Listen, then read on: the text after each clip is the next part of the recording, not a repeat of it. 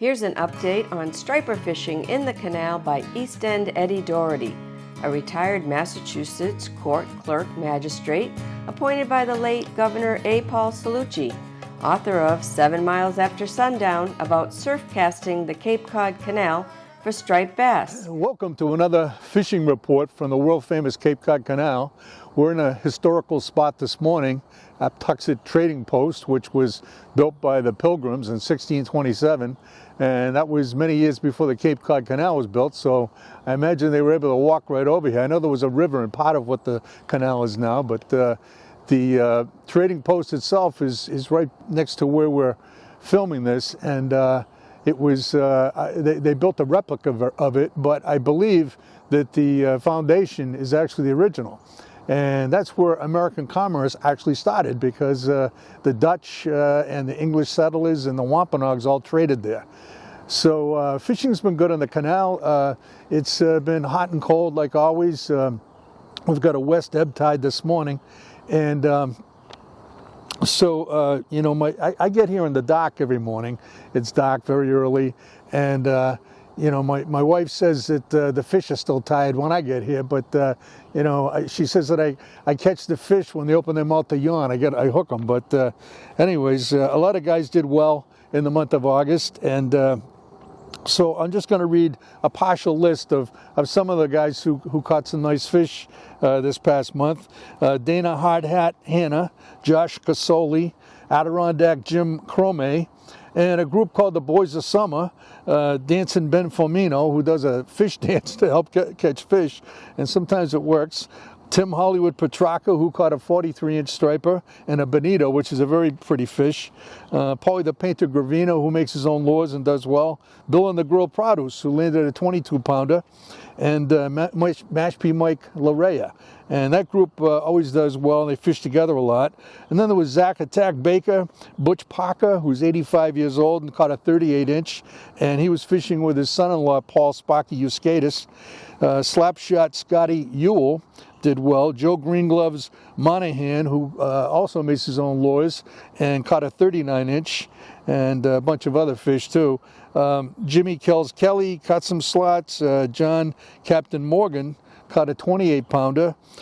Ben the Potato Manager Sivanen, and Dave Skillsaw Curry, Bucktail Bill Jenkinson, and Rob Fishsticks Pessa all did well. Glenn Lucky Cigar Lindsay caught some fish, and that cigar not only serves to bring him luck when he's catching fish, but the cigar smoke also keeps the bugs away. Insane Wayne Cole caught some fish. Insane Wayne's a great guy, good guy, great fisherman.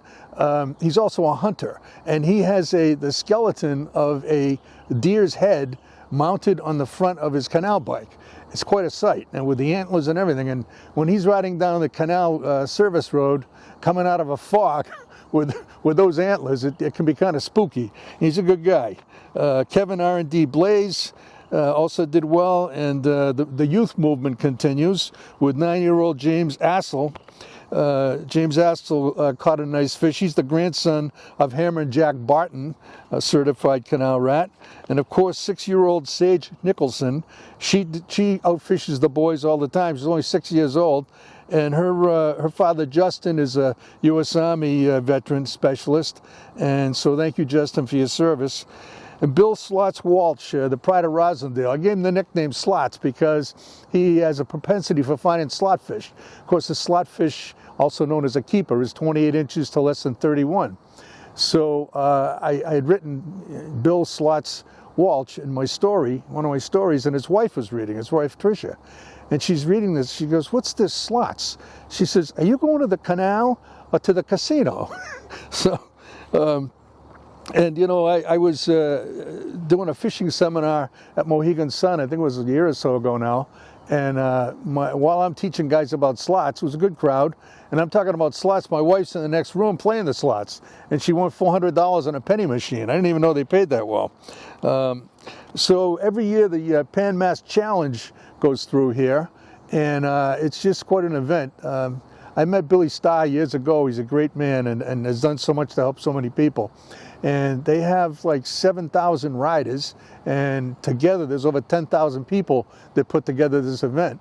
And a lot of them sleep at Mass Maritime, and then they ride the bikes over the bridge in the dock, probably like 4 in the morning, and they end up on the Cape side riding east. And I usually fish on the mainland side, but on the beginning of August this year when they rode, I fished on the Cape side across from the herring run, and it was dark.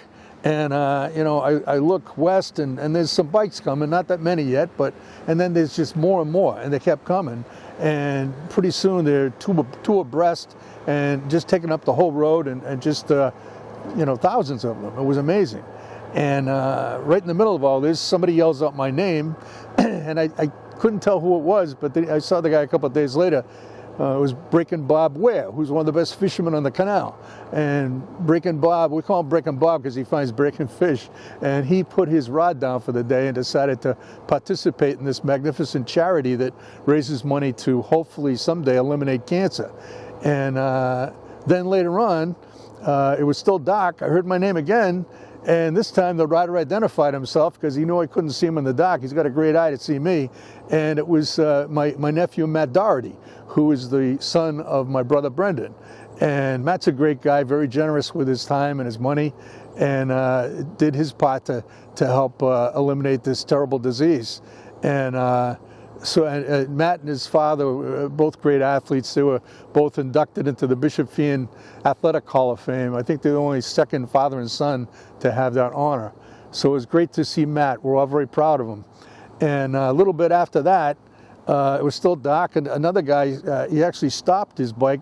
I was standing on the grass right on the side of the service road, and all these bikes are just flying by pretty fast within inches of where I was standing. I was changing my lure, and so this guy pulls up. He gets out of the formation. He pulls up on his bike next to me. He says he sees that I have a light on my forehead. I have a light that's strapped around my head on my forehead, a headlamp. And so he sees that. So he said, "Hey, could you shine that on my handlebars?" And I said, "Yeah, sure." So I walked over and I put the light on the handlebars, and he just wanted to make sure his odometer was working.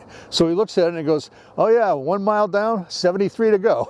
So congratulations to all those guys that did such a terrific job and helped so many people. There's another, you know, whenever I fish the West End, I always stop for a breakfast sandwich at Gray Gables Market. It's not far from Bell Road. And it's a great place. They've got everything there. They've got lunch sandwiches too. They've got a meat department. It's a little, like a little supermarket, and they've got great coffee and breakfast sandwiches, which is what I get. One day I was talking to Russ Salamone, who is the owner, a great businessman and a very nice guy. And so he was telling me that he was asking me about how fishing was going, and you know, and he says, you know, I can always tell when the fishing's good, because I just look in the parking lot at Gray Gables, and then I'll see cars from New Jersey, New York, Pennsylvania, Connecticut. So, you know, word travels fast in the internet that the stripers are hitting on the canal. So that was a unique way to tell that fishing's doing well. And on Bell Road, which is right near there, I fish there sometimes. It can get pretty crowded, so I don't want to get tangled lines. I don't fish there a lot, but I always get a kick out of it when I'm standing there fishing. I look behind the parking lot, and there's a big house behind the parking lot. And on the house is a huge sign, and it says, "A sunny place for shady people." I always thought that was pretty funny. They got that right on the house. Every time I see that, it cracks me up. So the latest news on the building new bridges over the canal is that they're going to start with the Sagamore Bridge, because there are 17,000 more vehicles per day that go over the Sagamore Bridge as opposed to the Bourne Bridge.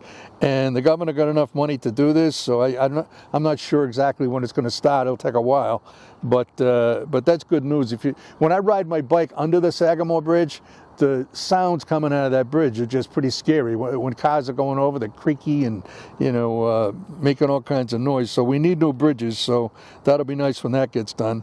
And I had mentioned to you one time that the Visitors Center in the West End, which is run by Maria Leva, she's the president and CEO of the Cape Cod Canal Region Chamber of Commerce.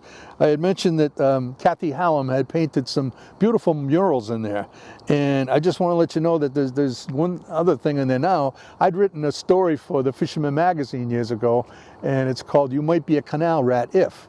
and it's a comedy take on some of the things we do and see every day on the canal. And so it was blown up to poster size, and it's hanging in the lobby of the Visitors Center in the West End. And most of the stuff in there is black and white, but this is pretty colorful because John Doble was kind enough to let me use one of his photos. I think it's his most famous photo of the canal, which is very colorful. So that's at the top of my story, and so if you're in that area, you should check that out. And my tip of the month is that I use a fish grip. Probably mentioned before, and I keep it in my boot, and it's great because you can open it up and put it in the fish's mouth, and you clamp down on it like that, and you're able to control the fish when you're taking the hook out. Now sometimes the hook comes out easy, but this is really great if the hook is in there good and you need to do some surgery, or if you're taking the hook out of the mouth of a bluefish, because they've got terrible teeth and you don't want to even go near the mouth of a bluefish. But anyway, when I am measuring, after I take the hook out, the fish is laying down there with this in his mouth. And I was measuring a 36-inch, and I reached down to measure the fish, and the fish started flipping and flopping, and he slapped me in the face with this. So I don't know if he did it intentionally, I don't think so, but he was probably mad, and that hurt. I can tell you that hurt. So my tip of the month is be careful if you have that in a fish's mouth, it doesn't move and slap you in the face. So, and I just wanted to mention an old saying that I love that John Doble had said years ago. John, of course, is a retired detective from the Bourne Police, great photographer and legendary canal surf caster. And so, you know, we get addicted to fishing, and you feel that tug on your line, and it's just a real happy situation, and you get addicted, so you just want to get that tug all the time. And so John says about the addiction, he says the tug is the drug. So I can attest to that. So in any event, till next time, catch a big one. Want your nice canal catch mentioned? Email the details to eastendeddie789@yahoo.com.